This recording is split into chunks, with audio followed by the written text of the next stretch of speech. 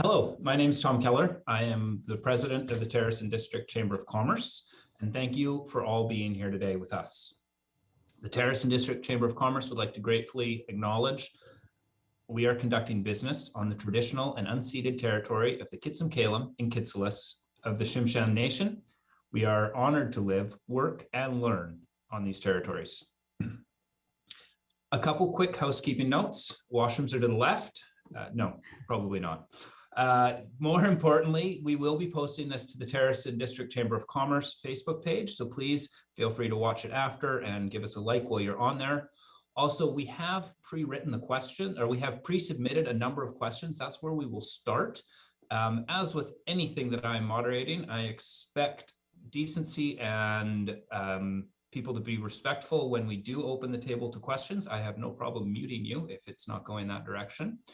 So without further ado, I will introduce some of our special guests and then, of course, our most important guest. Today, we are joined remotely by Rod Cox and Bruce Champion of the Board of Directors, Michelle Taylor, our Executive Director, and of course, Councillor Sean Buitas from the City of Terrace. Now, I would like the pleasure to introduce our speaker of the day, Canada's Leader of the Official Opposition, the Honourable Erin O'Toole. After 12 years of service, Erin retired from the military and spent the next decade working in the private sector as a corporate lawyer. He is a founding member of the board of directors for the True Patriot Love Foundation, a charity that serves veterans and military families across our country. He has been elected to represent Durham 3 times, first in 2012 by election, then in 2015, and again in 2019. He served as a parliamentary secretary to the Minister of International Trade before becoming Minister of Veterans Affairs. Oh wow, they love this word. A beleaguered file he successfully turned around within 10 months at the end of the Harper government. After serving as a Conservative Shadow Minister of Foreign Affairs for 2 years, Erin is now the leader of Canada's Conservatives. Welcome to the Honourable Erin O'Toole. Nice to see you, and thank you for joining us. From Ottawa, Mr. O'Toole. Thank you, Tom, and thank you, Michelle, for the opportunity. A veteran and his horse were the reason I first had the pleasure of visiting northern central British Columbia in 2016. Now, I know that Quesnel is quite a distance from Terrace, but a Canadian Armed Forces veteran from BC, Paul Nichols, and his wife, Terry, rode their horses from Victoria to St. John's to raise awareness and funds for veterans struggling with PTSD and mental injuries from service, an area that I had dedicated my time since leaving uniform before my time in politics. The Nichols rode through my town of Bowmanville, Ontario in 2015 when I was Veterans Minister, and I promised that I would visit their ranch after their ride. And keeping that promise allowed me to see parts of British Columbia that I've truly come to marvel and respect. And today I'm doing that from a distance here on Parliament Hill in Ottawa. I wish I could be with you in person because British Columbia is so critical to Canada's economic recovery post-COVID-19. Prince Rupert is our closest port to Asia, and British Columbia is our true gateway to Asia and the Indo-Pacific. Kitimat produces some of the greenest aluminum in the world. I speak about your part of this great country a great deal, and so I truly hope I can visit and spend time with you in person. As leader of the opposition, I have a job to do to hold the Liberal government to account. With the rise of more COVID-19 cases occurring each day, and the poor vaccine rollout leading to a third wave of the pandemic in all parts of Canada, it seems like a return to normal gets further and further away each day. I take no pleasure in these setbacks or failures by the Trudeau Liberal government. We, in fact, want the government to succeed because the health and economic well-being of Canadians requires them to succeed. British Columbia reported more than 2,500 COVID cases last weekend as variants continue to spread across the country. Restrictions are again in place, and we seem to be back where we were 1 year ago. The question we must ask ourselves is this: what happens after COVID-19? Will Canada lead the world in the economic recovery, or will we lag like we have with the vaccine rollout? Terrace, like the rest of Canada, is at a crossroads looking at that future post-COVID-19. Which path do Canadians want to take coming out of this crisis? The path of Mr. Trudeau's reimagined economy, one where Ottawa will certainly make decisions that will leave behind thousands, if not millions of Canadians?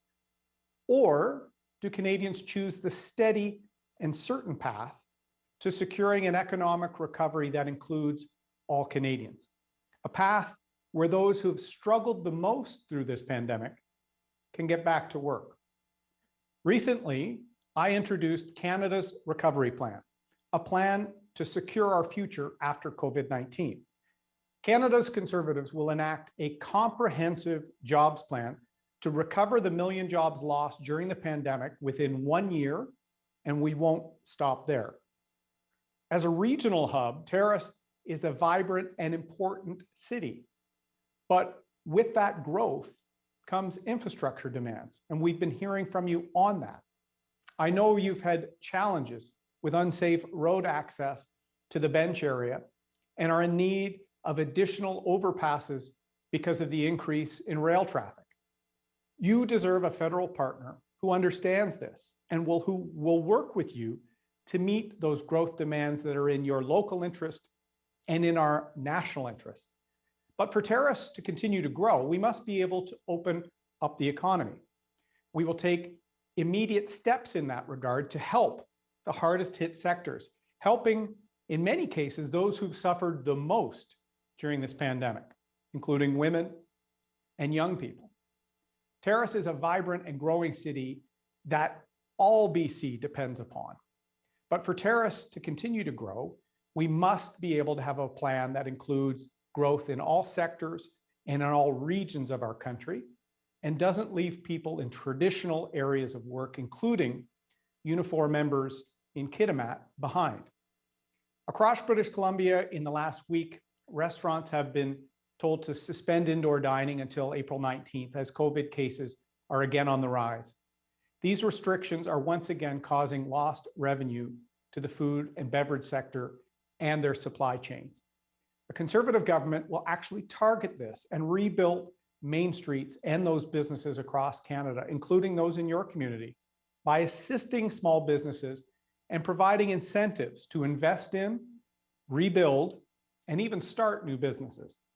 We know that the pandemic has created winners and losers and has had a disproportionate impact on small businesses, on contract workers, and on many marginalized groups. Every Canadian deserves the security and dignity of a secure, stable, and well-paid job. We must ensure that nobody is left behind in our COVID recovery. Our second pillar of our recovery plan is about accountability.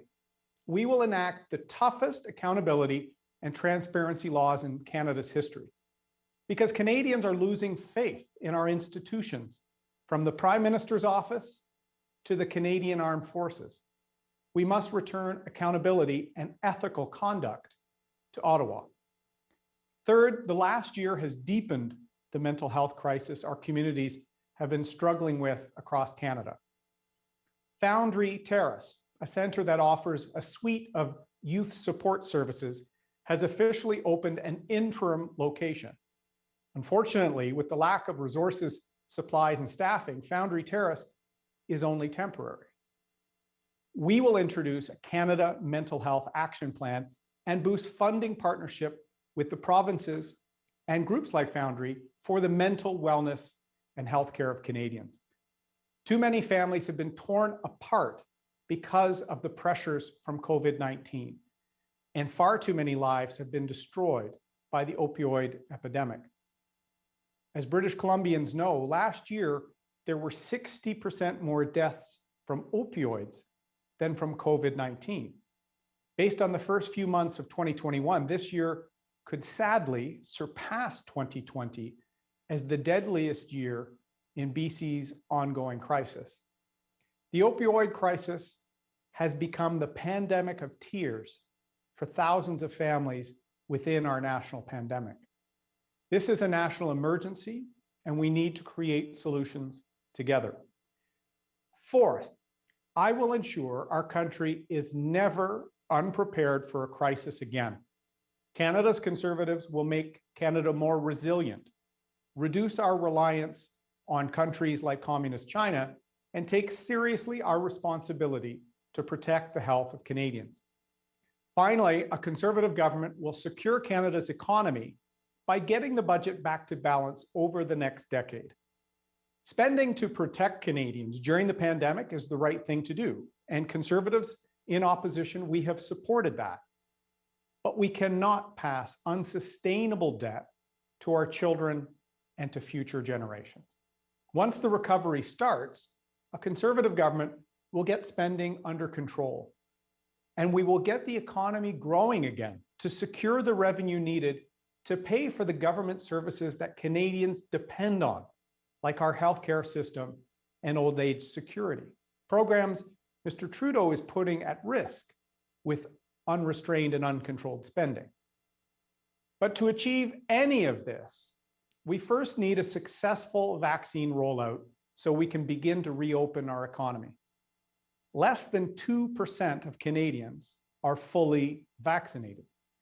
As a G7 country, Canada is sadly at the bottom of the list for vaccine rollout. All Canadians wonder why a G7 country with a long history in life and biosciences is in 40th or 50th place in the tracking of vaccine deployments. It is sadly a failure of leadership by Mr. Trudeau and his government in Ottawa. The very future of Canada's economy and life post-COVID is what is at stake now. The decisions we take in the next few months and years will define Canada for this generation and for the next. And as the father of 2 young kids, my greatest fear is failing to leave a better Canada for our children and for future generations. That is what drives me. And that is why today I called on the government to appoint a special monitor from the Office of the Auditor General to track and try to improve our pandemic response in real time. It is also why I will hold a public inquiry once the pandemic is over to ensure a public lessons learned inquiry is done so that Canadians can see the improvements and ensure we are never again caught unprepared. As we recover from COVID-19, it's time for certainty and competent leadership. It's time for ethical leadership in politics again. I want you to know that Canada's Conservatives will have your back. We are ready to do whatever it takes to make sure the economy gets back on track for families in Terrace, in rural Canada, and from one coast to another. Canada's Conservatives got our country out of the last global recession faster and swifter than any other country in the G7, and I know we can lead Canada out of this one too. Thank you again for the opportunity, and I'm looking forward to taking your questions.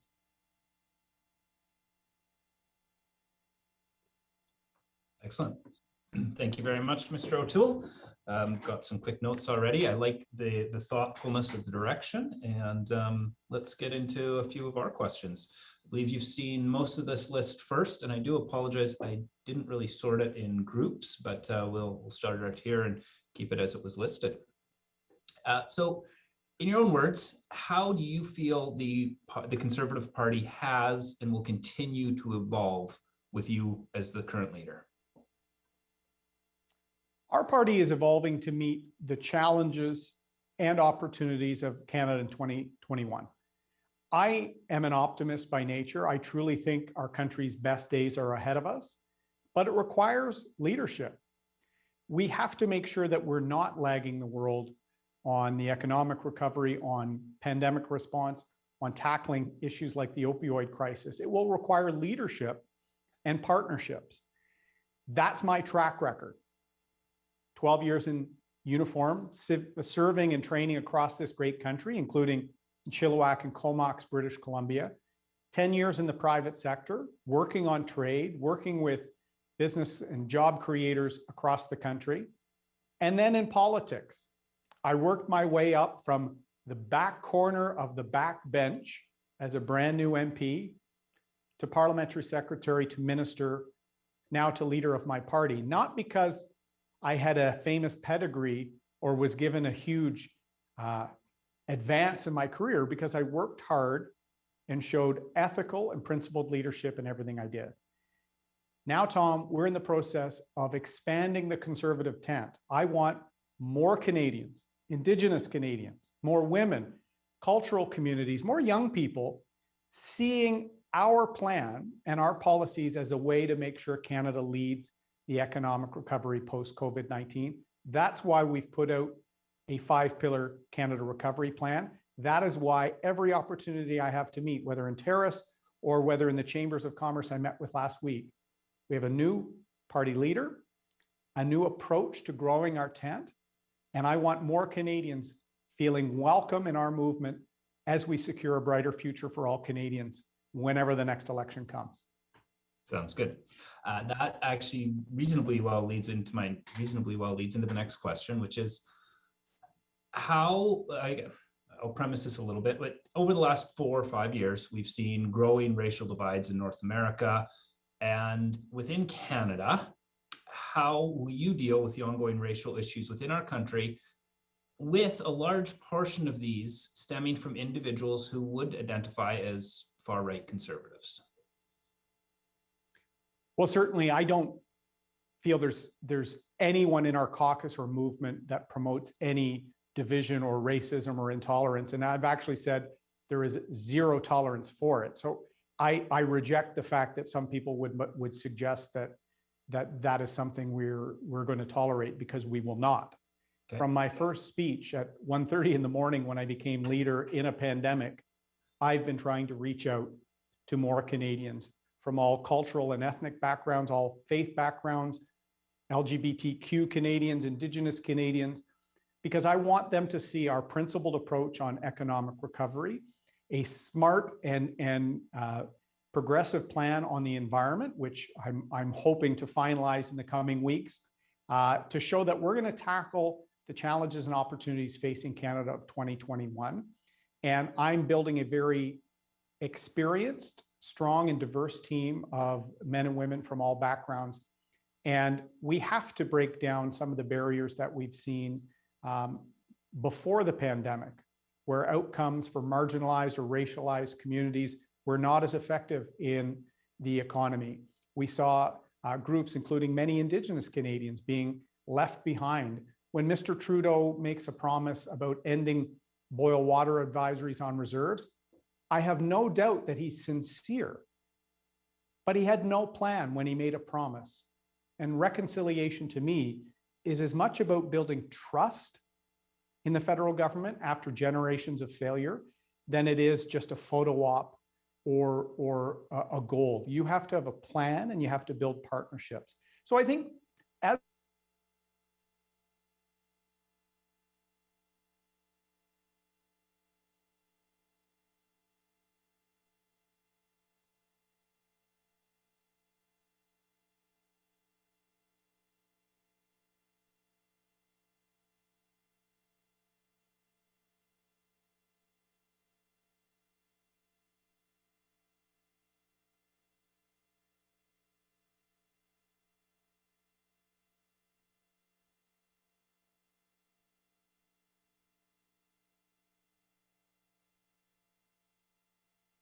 as to think how a small group in Ottawa can plan the needs of the well-being of Terrace, whether it's from an infrastructure standpoint or the well-being of communities. It takes partnerships and it takes respect, and that's what will be the hallmark of my leadership of this party, a growing tent and respect for all Canadians. I look forward to seeing that. I think you've covered this one, but if there's anything more you want to add to it, is transparency, as you mentioned, was promised by the Liberal government, and many would say it has not been executed. myself being one of them. How will you hold your government accountable to keep it transparent? Maybe just one or two quick thoughts on actions you'll take for your Thank party. you. The second pillar of our recovery plan is this transparency, accountability, and really the sense that there is a special set of rules for friends close to the government and one set of rules for all other Canadians. And transparency has got to be part of it. Whistleblower protections, conflict of interest violations. The Prime Minister is now undergoing his third personal ethics investigation. There's no consequences. And we learned with the WE scandal, there were people lobbying the federal government that weren't registered as lobbyists. So we've got to close loopholes and show Canadians that there's no special deals, there's no special access.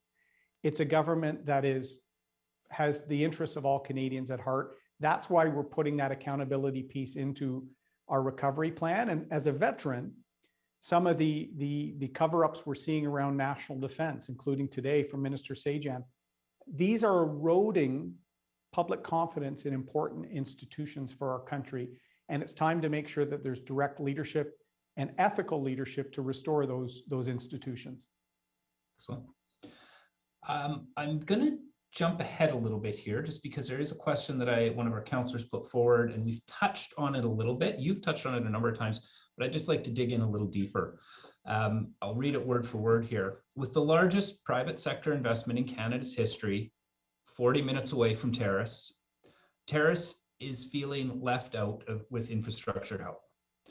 Projects around Terrace have created greater demand for infrastructure help from the federal government.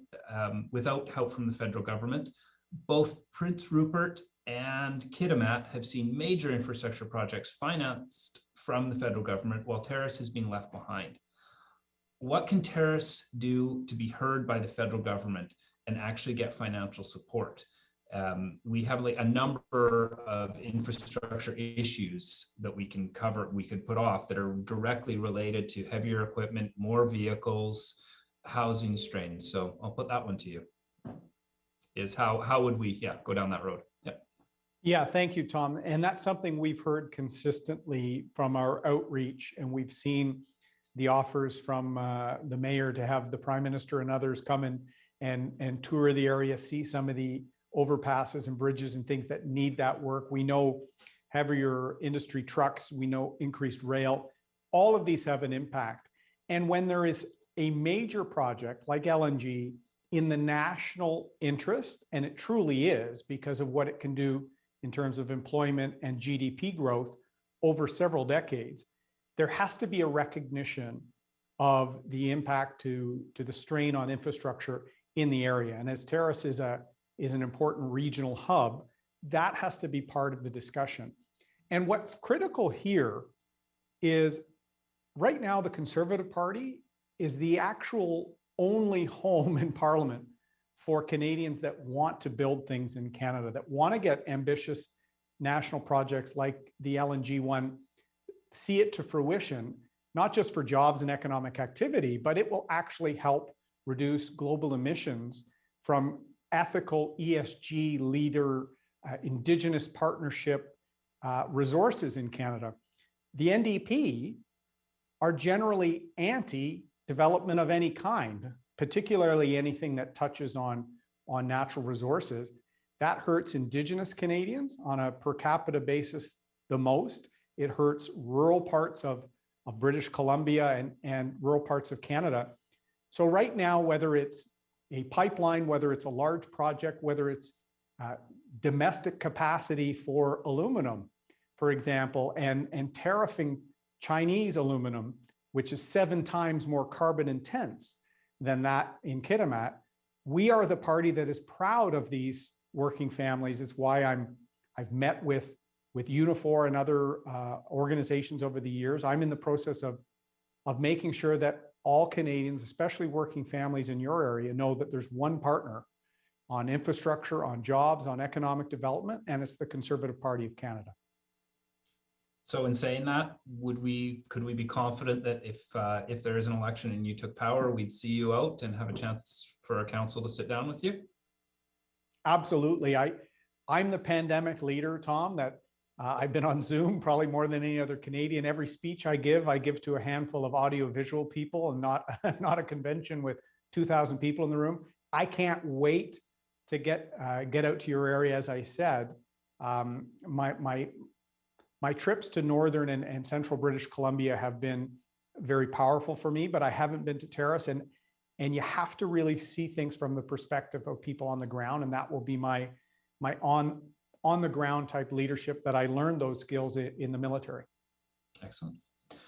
Okay, and this ties into some of your thoughts too. You mentioned how quickly we came out of the last recession. A lot of that could be given to the super cycle in oil. So on that note, analysts are predicting now that there will not be another energy super cycle.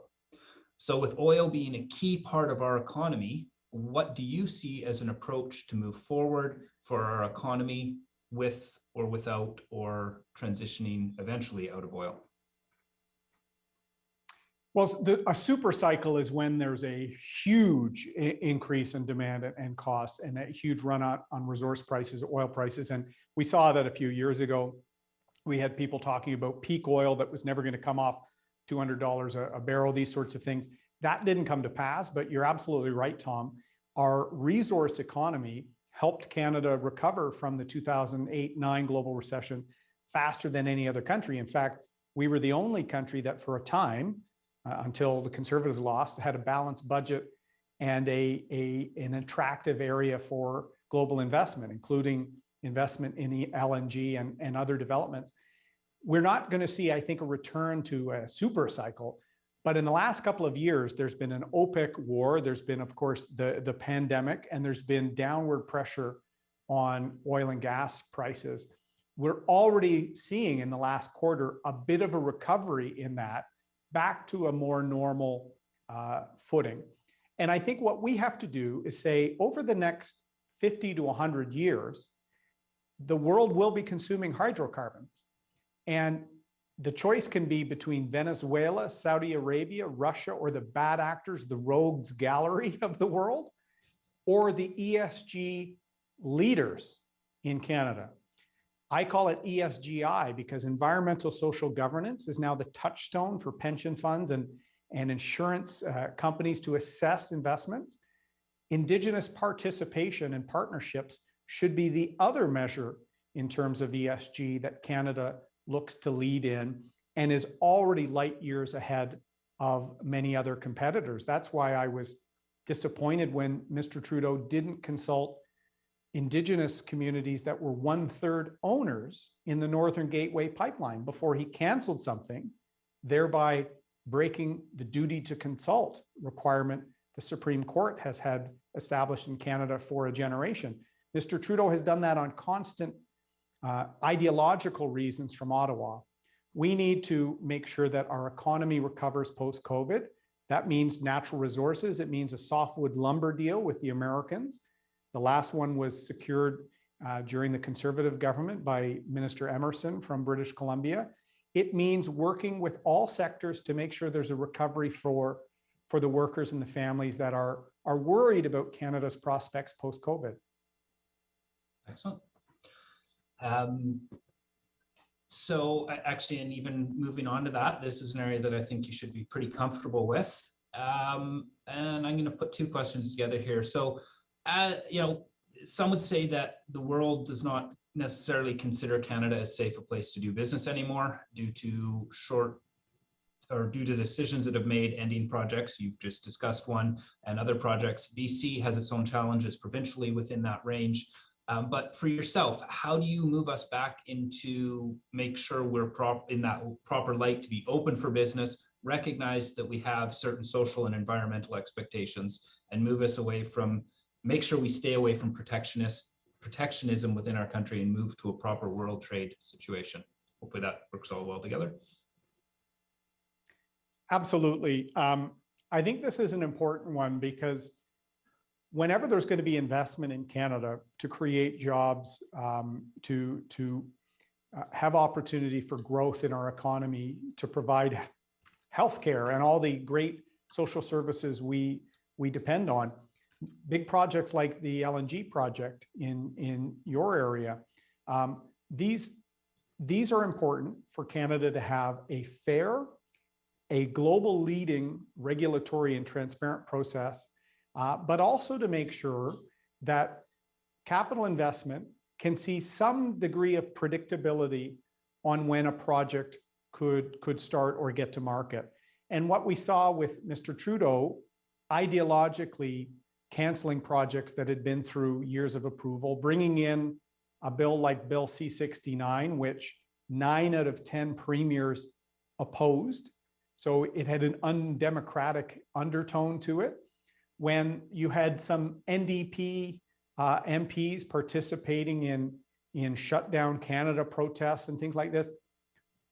We are a very prosperous country. We have to work on some of our inequalities. But if we start shutting down our economy, we're making ourselves poorer. We're providing our children with more debt, $500 billion added through Mr. Trudeau, $100 billion before COVID, $400 billion within it. How are we going to tackle these things and have old age security, a world-class healthcare, long-term care system? We have to have a strong and vibrant private sector that is world leaders in transparency and, as I said, ESGI measures. I think we are already getting there. We have to go further, but we have to have a predictable and fair timeline for when a project can be invested in, jobs can be created, and they can get that project done, whether it's LNG or whether it's a new car off the line in General Motors in Oshawa, you know, the area where my dad worked when I was young. There needs to be a welcoming approach to investment from the private sector if we're ever going to have the economic success we need post-COVID. I do think, though, Tom, it's also a time for Canada to take a leadership role to rebalance global trade post-COVID-19. We've declared there's a genocide taking place in Xinjiang province of China against a Uyghur ethnic Muslim minority population. We cannot simply turn a blind eye to human rights violations, the situation in Hong Kong, unfair trade practices on steel and aluminum in particular, and allow some of the bad actors to reap the benefits of a rules-based global trade system without the responsibility. So I think Canada can work with the US, Australia, and others on this. It's why we have to align on Huawei and Chinese trade practices. It's why I think the Trudeau government really let Kitimat down when they lost our preferential approach with respect to commodities like aluminum. In fact, Mr. Trudeau allowed Mexico to bring in transshipped Chinese aluminum that I said is 7 times more carbon intense to build auto parts, increasingly aluminum for EVs in Mexico, thereby undermining jobs in Kitimat and in the auto parts sector in Southern Ontario. We need to fight for better, and we need to work on fairer trade amongst global democracies. Fair. Excellent. So next question. The Canadian landscape and our friends to the south has started moving towards more very partisan actions where I remember even when I was young, I could sit down and have a conversation with my friends and family about politics. And now you have huge fights happening at the dinner table because one part of the family is conservative, the other part's liberal or NDP. How do we repair that? I believe some of that comes from the political advertising we see, where it is very much adversarial and bashing type action, not all coming from the parties, often coming from party supporters that are back there. But let's hear your thoughts on that, because I would love to see Canada be able to sit down at the dinner table and talk politics again. Well, I think in Ontario, at least, we'd love to have, I think my family is getting sick of just having dinner with me. They'd love to see grandparents come over. They'd love to see a little more commentary other than dad. I think we need to get around tables in restaurants and even the odd bar stool to talk in a positive way about how incredible our country is. And I'm in politics to make sure that we really reach our potential as a country. I have really deplored the descent of political discourse in the United States in the last few years. I think social media has made it worse. And I'm a new leader that, as I said, I was not born a celebrity. I often will make light of that. But the ads being run against me by liberal-friendly groups portray me as some corporate 1% tycoon, when I'm a middle-class kid from Bowmanville, Ontario. My dad worked at General Motors, and both my late mom and my stepmom were teachers. I was taught to work hard, help my neighbor, because our neighbors helped us when we went through some personal challenges as a family, and then to give back. It's why I joined the military. It's why I'm a Rotarian. It's why I started the True Patriot Love Foundation. It's why I went and visited Paul and Terry Nichols after their inspiring ride for veterans across Canada. I'm in this to partner and to find ways to make life better. It's why I want more union members voting for me, because I've been standing up for Unifor certainly better than Mr. Trudeau or Ms. Freeland has been in the last few years. It's why I want more Indigenous Canadians. And I've been talking to some of the leaders from the Skeena-Oakley Valley area about the tremendous opportunities for economic reconciliation for Indigenous Canadians. It's why I want the Conservative Party of 2021 to have candidates and organizers and campaign managers and fundraisers that reflect the Canada of 2021. And I'm reaching out. I'm in reaching out mode. I've had people on the right calling me left for reaching out to unions. I've had people on the left calling me crazy things, if you look on Twitter. Anyone that is wanting to secure a bright future for their kids, whether you've never voted Conservative, whether you've never voted and you feel that politics and politicians don't understand you, I want to engage, whether it's through Zoom or over a beer, and win your trust, because I'm in this to serve our country. Well said. So just one more kind of on the infrastructure part, but this is a little more specific, and I'm sure other communities in the country may have this problem, but with our increased infrastructure movement, we now have propane rolling through our community regularly. We've had fuel and other things going. It's come more to the surface of the reality that our community safety plan could have challenges, because almost all of our major buildings are within a stone's throw of the railway track. Our fire department, our city council, even our hospital is technically within that spill zone that could be a challenge, and our ambulance station. So what do you see is your approach overall in as we expand these industries, trying to use them as a stopgap to move to our future? How do you see supporting the overall rail safety and local governments in their ability to respond to potential incidents or put a plan together to avoid incidents? That's an important question, Tom. And I think it's why I talk a lot about resiliency. It's why I talk about lessons learned. I've been very disappointed with the pandemic, to stay there for a second.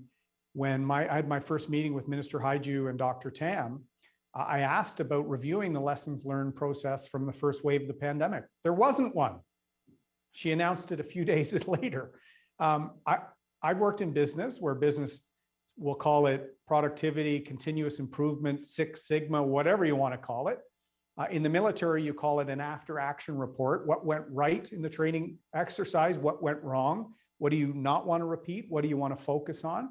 That's how any organization works. And I think we need to apply that across the board. I will be a roll up the sleeves, hands-on Prime Minister, building that resiliency and capacity. And when it comes to readiness for rail safety or other critical infrastructure needs, we also have to learn where we have lost confidence in the past. And as Conservatives, I think we need to, whether it's spills off in the Kitsilano Coast Guard Station, I think we've learned some lessons by how we have to make sure that our coastlines and our environment is protected to the highest standards possible. And that will be our commitment: world-class, world-leading, best. How can we partner better on local priorities with municipal leaders, with Indigenous leaders, with the private sector demanding better?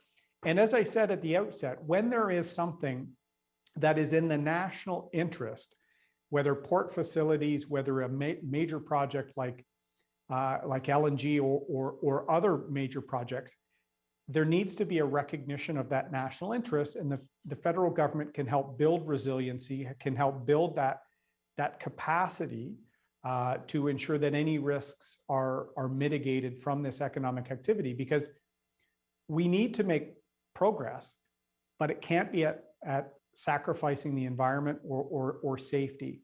This will be our resolute drive, is to demand the best. That's my own approach as leader. When I took over the beleaguered file, as we say, of Veterans Affairs, I walked into rooms with veterans who didn't want to speak to me. I had lawsuits in British Columbia that, after several months of building trust and forging a plan, we settled lawsuits, we got wait times down, we changed a business culture of service within a department because I built trust, built a team, and built a plan. That is what Canada needs, and that's why I've launched the 5-point recovery plan well in advance of an election. We have to start thinking about how to lead the world post-COVID, not lag it. Excellent. Thank you. I've got 2 questions that have come in on our chat, and then maybe if we've got push in the end, we might have to see what we can do towards the end. So both of these are around climate change. First of all, there was a thank you and an acknowledgement that you have acknowledged climate change, seeing that previously it had been considered a hoax by certain people.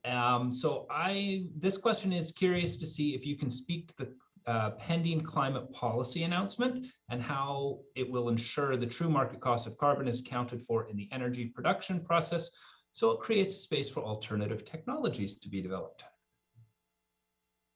Well, thanks for the question. And this is something I think people, once they get to know me, will be surprised that I consider myself an environmentally minded conservative. I care about the environment because I'm conservative. I volunteered and worked on these issues before I was a politician, in terms of restoring natural waterways in my community. I helped organize the Earth Day at my law firm and did work on environmental issues as a lawyer. This is important to me as a conservative and, as, of course, as a father of 2 young kids. Whenever I talk politics with my 14-year-old daughter, which is rare because she doesn't want to talk politics, it's usually 2 things: environment and what are you going to do with respect to Indigenous reconciliation. So my daughter Molly will hold me to account as much as anyone else. We're in the process of finishing some key dialogue with respect to our emission reduction plan, our climate change plan. I know there's some friends from the press gallery that always tune into these chambers. It's coming, and it's going to be substantive and serious, because it's a serious issue facing our country and our world. How can we partner better with provinces, with Indigenous leadership, with private sector leadership? How can we address large areas of emissions, but also have a plan that allows all Canadians to play a role? This is what we're trying to get right, to make sure that we can remain competitive. We don't overly burden small businesses or make our economy less competitive, but get emissions down on a timeline. So we're not ready to launch it here in Terrace virtually, but stay tuned. Excellent. The one question that did come in is also, can you give us any direction on currently, before we make any change, before our next election, on ways to get the government's ear now on infrastructure help? Because we are in the middle of this growth phase. How do we get Great question. Well, I'd like to congratulate the mayor and council for recognizing that these unique needs need best to be seen up front. So the fact you've invited the premier and the prime minister, either together or separately, to look at some of the infrastructure challenges for the whole region. You are a key hub, and the LNG project, as I said, is in our national interest. So if I can put added pressure on the prime minister to really make sure that that is part of it. They claim that they support the project, but as I said, when I hear Build Back Better and reimagine our economy, generally there's never any support for traditional industries or resource industries from Prime Minister Trudeau. He in fact, his first trip abroad, he said, Canada is not about resources, it's about being resourceful, and really has had a very negative approach. And I can't stress it more, whether it comes to standing up for the workers at the Kitimat refinery, whether it's standing up for jobs in LNG, whether it's standing up for a softwood lumber agreement with the Americans, which I think we can secure if we get in better alignment on Huawei and certain other global trade issues. The NDP doesn't stand up for working families anymore, or their roots in the union movement. We're the only party that wants to get things done, get the country moving. So my goal the next time I can get to Terrace is to tour the infrastructure projects you're highlighting, Tom, but also tour the shop floors to make sure that those workers know we have their back. Excellent. Okay, I'll throw out this last one, and I'll ask it and see what you have on it. It's a question particularly around the United Nations Declaration on the Rights of Indigenous People.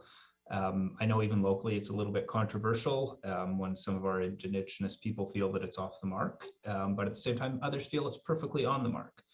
Where do you see that? Are you supporting it, potentially implementing it, or still reviewing? Well, look, you've described the sort of views that we're hearing out there. I would say the vast majority is exactly on the mark. All Canadians want reconciliation to be at the center of what the federal government does, and provincial governments and all levels of government in the future.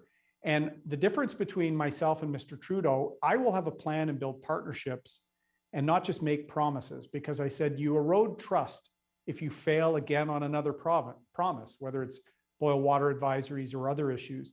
The one area where there's continued concern with respect to UNDRIP is the free informed prior consent. And is that a veto standard, or is it an enhancement to the Supreme Court's duty to consult? And this is important, and I've spoken to many Indigenous leaders on this. There is a split on what that exactly means. And here's what's important to remember. Long before the United Nations even examined this, we had the Delgamu and other leading decisions of the Supreme Court of Canada that built this duty to consult to a very serious part of our constitutional framework respecting Indigenous rights. And I stand up vigorously for that. I worked on some of these issues in the private sector. And if we take a blanket no approach, as Mr. Trudeau has done to exploration in the Arctic, as he's done to Northern Gateway, no, he canceled, he's against, he's anti. Who does it hurt the most? Indigenous Canadians, who actually have a chance to be in the driver's seat from an economic reconciliation standpoint. And we've talked to people, and we are in the process of talking to people across the country, including in the Wet'suwet'en community and elsewhere, about how can we get the balance right. And always being no or always being opposed, which the Liberals and the NDP always seem to be on the side of, that is going to hurt reconciliation, hurt rural economies. How can we get to yes and then pursue that ESGI leadership I talked about earlier? If the free world and the democratic world, our closest allies, care about environmental, social governance, Indigenous reconciliation, high standards of transparency and respect for rule of law, human rights, they should be using resources that come from a country that embodies that and strives to be the best. So UNDRIP, if we can resolve this one small area of it, I hope we can do that. I've spoken to folks in the BC government, which has adopted the most ports of UNDRIP into provincial legislation. How can we show we can make progress while also not limiting opportunity for Indigenous communities and Indigenous Canadians? Excellent, thank you. I do have one person with their hand up. City Councillor Sean Buitas has a question for you. Sean, if you can unmute yourself and you're ready to go there, sir. Thank you. First off, thank you for your service. My brother's a military man as well, and I just want to really say thank you for that. And thank you if you can do any form of lobbying on our behalf when it comes to the infrastructure needs in our community. My question is this country needs to have a real plan for social issues in our community. These issues are destroying our downtowns. This is to me, I feel like this is a federal crisis where the province and the feds need to come together. We need to wage war on drugs and not drug addicts. We need to wage war on homelessness and not homeless. We need mental health solutions that work, and we need help with people that have trauma. What are the solutions for these things? Thank you, Sean. I agree with you. There is leadership and there's partnership needed here. And I talk a lot about the opioid crisis, which is heart-wrenching across the country, but in BC in particular.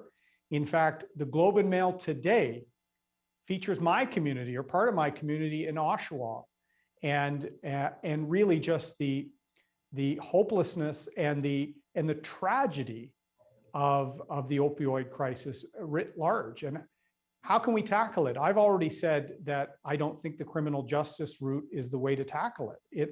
It is obviously curbing supply, the fentanyl, some of it that comes from Asia and mainland China is a real risk. And pushers and people profiting, they should receive swift justice. But people struggling with an addiction, people that have a mental health illness that may give rise to addiction later on, we need compassion there. And I've talked about this. Some people say it's a change to the conservative approach. No, I think we've always tried to show compassion, but we've got to do it better. We've got to do harm reduction, but not just leave it at that. How can there be ways to help people heal? How can we engage Indigenous knowledge and tradition in the process? How can we build partnerships? So my third pillar of my Canada Recovery Plan is mental health and wellness. Leadership federally, partnering with the provinces, but also partnering with groups on the ground. Ottawa does not have all the solutions. And I'm sure in Terrace you feel very far from Ottawa on any day of the week. How can Ottawa partner with some nonprofits on the ground, like the Foundry Terrace program for young people that I talked about in my remarks? Ottawa needs to know that leadership sometimes means partnering or following. You don't have to have an Ottawa-based solution for everything. And I'll tell you, my interactions with Premier Horgan and with some of his government, whom I know from their federal work, very positive. And they're going to see a conservative prime minister like me will look to have solutions that build on those partnerships, including, Sean, with your council, because you're going to know those unique needs far better than the bureaucracy in Ottawa. And if you want to know my sincerity on this, I have literally worked on mental health issues since I left the military, because I saw earlier intervention when it comes to mental health, addiction, all these issues can lead to better outcomes. If you don't address the mental health and wellness, it can lead into a spiral that involves addiction, involves homelessness. And so I agree with you. Let's not tackle the homeless. Let's try and intervene and help before it gets to that stage. Thank you very much. I think that wraps up from my side. Do you have any closing statements yourself, Mr. O'Toole? Well, Tom and Michelle, I just want to thank you for this great opportunity. Parliament hasn't been sitting for the last 2 weeks, but I've been able to at least virtually connect with important parts of our country. I truly wish, as I said at the outset, I could be there to see the infrastructure needs firsthand, to meet with folks on the ground. But obviously we can't do that. So I appreciate you providing this platform for me to hear what's on your mind, to talk about the way the Conservative Party is reaching out, and that I think can represent some of the hopes, aspirations, and concerns that folks in Terrace have coming into this third wave of the pandemic. I'll end on an optimistic note, because I'm opposition leader, but I'm not inherently a negative person. I have a job to do holding the government to account, but I truly do think Canada is a great country, and it can live up to its potential even better post-COVID, but it's going to take leadership. We're not going to these issues aren't going to be tackled by accident or by waiting for an Ottawa knows best solution. So I hope you get a sense that I'll be looking to forge partnerships, and we can work on making sure that Canada remains a great place for our children and for the future. And that's my commitment to you. Excellent. Thank you very much, Mr. O'Toole. Thank you for all that have joined us today. Closing remarks, I'm happy to hear a five-pillar program. I like the fact that you talk about planning and moving forward, and the hope to see would be that that you follow up with action. And we appreciate that because unfortunately, you've touched on it before, trust has been corroded due to let's call it a silver tongue leading to an empty bag. So it would be nice to see follow up and you continuing to hold the current government to account, but at the same time, be there to support them where possible. Thank you so much for your time. And I think we can wrap this up with a minute or two to spare.